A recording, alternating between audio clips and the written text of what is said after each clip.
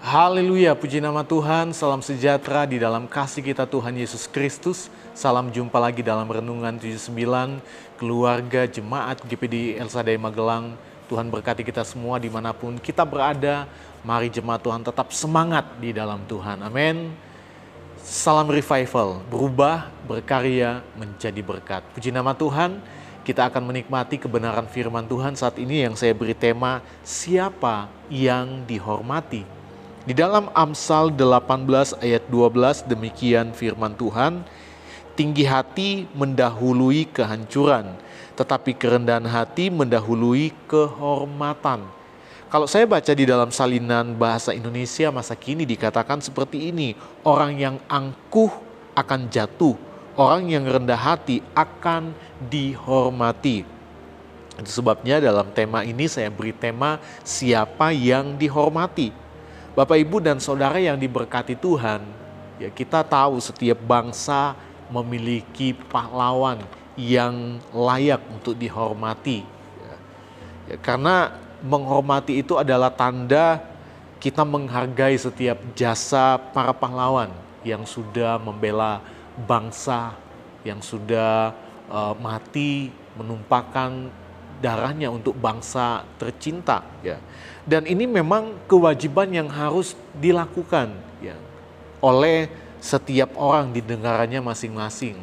Kalau di Indonesia, ya kita bisa lihat Indonesia bisa merdeka, ya, karena berkat jasa para pahlawan yang gugur di medan peperangan, yang berusaha melawan para penjajah sehingga Indonesia bisa mengalami kemerdekaan. Ya.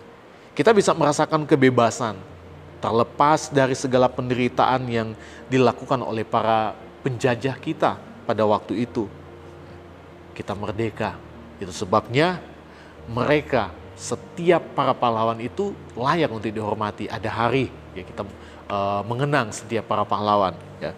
Namun kita lihat di dalam ayat ini ada orang-orang yang sama seperti pahlawan, ya, yang layak untuk dihormati. Nah, siapa mereka yang dimaksud oleh firman Tuhan? Kalau kita kembali kepada apa yang dikatakan oleh firman Tuhan, itu adalah orang-orang yang rendah hati. Orang yang rendah hati dikatakan akan dihormati. Ya. Artinya mereka sama seperti pahlawan. Mereka mendapat penghormatan. Dihormati oleh siapa? Oleh Tuhan. Ya. Layak mendapat penghormatan. Nah, kita lihat siapa orang yang rendah hati menurut Alkitab yang layak untuk dihormati. Yang pertama, orang yang rendah hati adalah orang yang takut dan hormat kepada Tuhan. Karena kita tahu sendiri bahwa lawan dari rendah hati itu adalah tinggi hati, keangkuhan, kesombongan, dan tentu hal itu adalah ya sesuatu yang jahat di mata Tuhan. Tuhan tidak menyukai orang yang sombong. Firman Tuhan katakan Allah itu menentang orang yang congkak, orang yang tinggi hati. Jadi ya orang yang layak dihormati adalah orang yang rendah hati. Dan orang yang rendah hati itu adalah orang yang menghormati dan takut kepada Tuhan.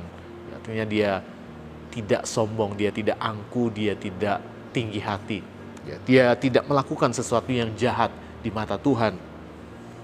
Ada kutipan kata-kata dari Bunda Teresia. Ya, dia katakan seperti ini, kerendahan hati adalah ibu dari semua sifat yang baik.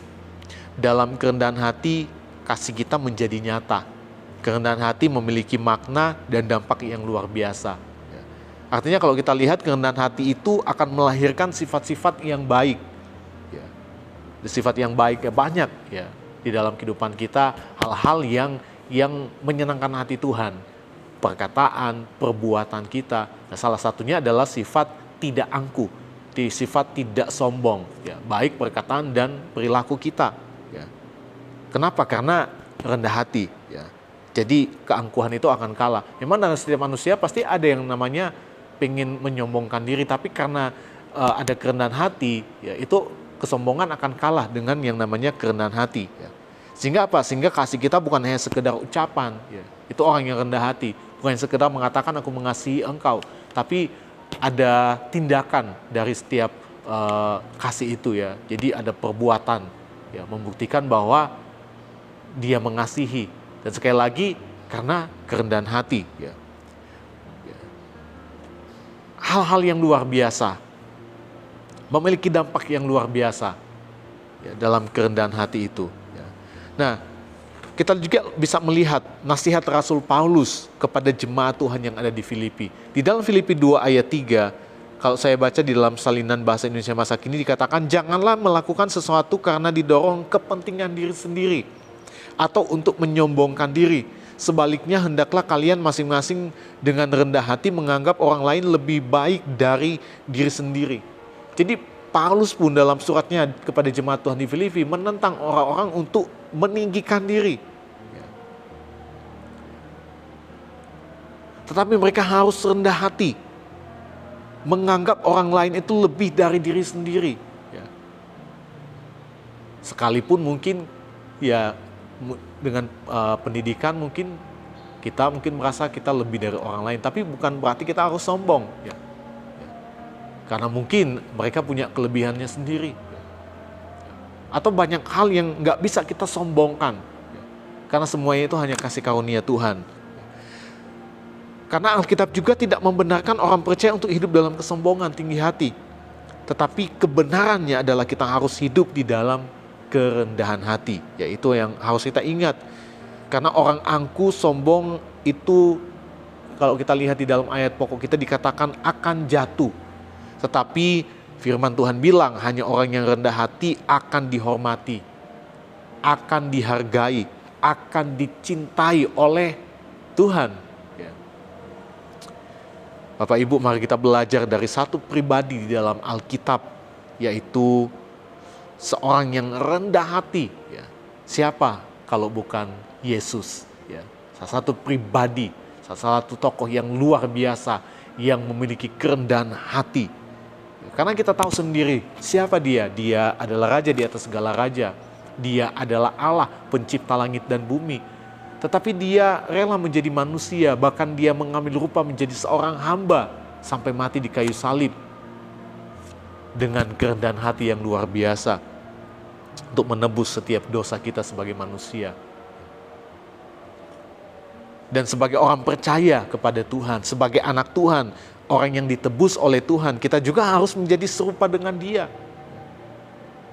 Itu yang sedang kita juga menjadi pergumulan kita jemaat Tuhan ya, bersama dengan Ibu Gembala ya, sehingga kita harus bertumbuh untuk menjadi orang-orang yang tetap rendah hati ya, menjadi serupa dengan dia. Salah satunya adalah kerendahan hati sampai akhir hidup kita harus menjadi orang yang tetap rendah hati. Nah yang kedua, kita lihat yang kedua, siapa orang yang rendah hati menurut Alkitab? Orang yang rendah hati adalah orang yang menyadari bahwa dia bukan siapa-siapa. Tidak ada apa-apanya tanpa Tuhan. Apa yang dia miliki adalah dari Tuhan dan hanya oleh kemurahan Tuhan dia memilikinya. Ini juga kita bisa melihat di sini ya, nggak boleh sombong ya. Tapi ada hal yang kita lihat di sini adalah orang yang rendah hati dia akan menyadari bahwa dia itu bukan siapa-siapa. Dia itu nggak ada apa-apanya tanpa Tuhan, yang artinya dia membutuhkan Tuhan. Dia memiliki kehidupan yang bergantung sepenuhnya kepada Tuhan. Bahkan apa yang dia miliki, harta kekayaan yang melimpah, ya itu nggak salah. Ya, umat Tuhan memilikinya. Tapi kalau ada kerendahan hati di dalamnya, dia menyadari bahwa apa yang dia miliki itu datang dari Tuhan. Dan hanya oleh kemurahan Tuhan dia bisa menikmati itu semua. Ya, dia nggak akan salah mempergunakan itu. Apa yang ada padanya itu akan memuliakan Tuhan. Tapi kalau dia nggak memiliki kerendahan hati, dia akan salah mempergunakan setiap apa yang ada padanya. Ya. Dia merasa bahwa itu adalah karena dia hebat, dia bisa bekerja, dia bisa berusaha dengan kepandaiannya, sehingga dia bisa mendapat keuntungan besar, menjadi orang kaya, menjadi orang yang berlimpah dengan kekayaan. Ya, itu orang yang tidak memiliki kerendahan hati. Tapi kalau umat Tuhan memiliki kerendahan hati, apapun yang ada padanya, ya, mungkin dia lebih dalam hal kekayaan lebih dari orang lain, tapi yang pastinya dia akan sadari itu semua hanya karena berkat Tuhan, sehingga dia nggak akan salah mempergunakan apa yang ada padanya, tidak akan membuat dia menjadi orang yang sombong. Ya. Itu sebabnya perlu kerendahan hati itu melekat dalam kehidupan kita, supaya hidup kita akan selalu memuliakan Tuhan dengan apa yang ada pada kita. Nah, yang terakhir, yang ketiga, orang yang rendah hati adalah orang yang tidak lupa bersyukur dalam segala hal. 1 Tesalonika 5 ayat 18 dikatakan, mengucap syukurlah dalam segala hal, sebab itulah yang dikehendaki Allah di dalam Kristus Yesus bagi kamu. Ya. Jadi orang yang rendah hati adalah orang yang tidak lupa bersyukur dalam segala hal. Tapi kalau orang yang tinggi hati, dia nggak akan pernah bersyukur. Ya. Mungkin bersyukur waktu dia, ya, yang orang bilang mendapat berkat, mungkin usahanya lancar, diberkati, ya, ada sesuatu kebahagiaan bagi dia yang membuat dia harus bersyukur, ya. Tapi ketika mengalami satu keadaan yang mungkin orang katakan wah kasihan, ya, mungkin pas ada dalam keadaan terpuruk, ya, mungkin usaha rugi, pekerjaan, kehilangan pekerjaan, dan dia nggak bersyukur, dia mempersalahkan Tuhan, dia mengeluh kepada Tuhan, ya, itu adalah orang yang tinggi hati, orang yang tidak ada kerendahan hati, ya. Karena orang yang rendah hati itu pasti akan selalu bersyukur dalam keadaan apapun. Kaya dia bersyukur, ya. Lagi melimpah dia bersyukur, lagi bisa makan dia bersyukur, ya. Tapi dalam keadaan pun mungkin bingung mau makan apa, tetap dia akan bersyukur. Itu orang yang rendah hati. Ya, itu sebabnya kita harus menjadi orang-orang yang rendah hati. Dan hal yang luar biasa, kalau orang yang rendah hati dihormati, sesuai dengan tema kita, ya. Orang yang rendah hati itu dihormati, dicintai, dihargai oleh Tuhan. Itu berarti kerendahan hati menjadi syarat untuk masuk di dalam kerajaan Allah, menikmati kekekalan. Ya. Itu sebabnya sekali lagi, mari jadi jemaat Tuhan yang hidup di dalam kerendahan hati, karena orang yang rendah hatilah yang akan dihormati. Sekali lagi tema kita, siapa yang dihormati? Orang yang rendah hati. Jemaat GPD El Shaddai Magelang yang rendah hati. Tuhan Yesus memberkati kita semua. Terima kasih Bapak, Ibu, Saudara-saudari yang telah mengikuti Renungan 9. Kiranya setiap renungan yang kita dengar itu menjadi berkat bagi kita, memberi kita kekuatan, kemenangan dalam hidup kita. Dan bagi Bapak, Ibu, Saudara-saudari yang ingin didoakan untuk pokok doa tertentu, menceritakan kesaksian baik mujizat, kesembuhan, pemulihan masalah dan keluarga dan lain-lain, dapat disalurkan melalui chat dalam WhatsApp di nomor 0813 27420088. Mari jemaat Tuhan, kita sama-sama akan berdoa. Saya mengajak setiap jemaat Tuhan kita memberi waktu sebentar untuk menyembah Tuhan, ya, karena saya percaya apapun yang kita alami, Tuhan pasti menolong kita. Bapak Ibu yang mendengar renungan firman Tuhan saat ini, kita bisa mengangkat tangan kita di hadapan Tuhan. Dalam setiap penyembahanmu di hadapan Tuhan, mari engkau bersyukur kepada Tuhan. Mari engkau berseru kepada Tuhan. Menyembah Tuhan, katakan Tuhan engkau luar biasa, engkau baik bagiku. Aku ada sampai hari ini semua karena penyertaan Tuhan. Sesuai dengan firman Tuhan pada saat ini, saya percaya kalau kita orang-orang yang rendah hati, pasti kitalah orang-orang yang dihormati oleh Tuhan. Orang-orang yang dihargai, layak untuk mendapat penghormatan. Dan saya percaya kalau kita dihormati, itu berarti kita adalah orang-orang yang akan mendapat pertolongan Tuhan dalam apapun yang kita alami. Mungkin masalah, persoalan, kita dalam pergumulan, kita dalam tekanan, kita mungkin tidak bisa mengampuni, kita tidak bisa untuk hidup menyenangkan hati Tuhan. Tapi saya percaya ketika kita tetap rendah hati di hadapan Tuhan, kita akan memperoleh pertolongan Tuhan. Kita akan memperoleh pengampunan dari Tuhan. Kita akan mengalami jawaban dari Tuhan. karena Tuhan yang pasti akan menyatakan kuasa-Nya di dalam setiap kehidupan kita. Mari jemaat Tuhan tetap hidup rendah hati di hadapan Tuhan. Bapak terima kasih, berkati seluruh jemaat Tuhan GPD El Shaddai Magelang. Dimanapun mereka berada, kami percaya Engkau yang tahu apa yang sedang mereka alami. Kami percaya Tuhan, pertolongan-Mu nyata di dalam kehidupan mereka. Terima kasih Bapak yang baik, terpujilah nama-Mu kekal selama-lamanya.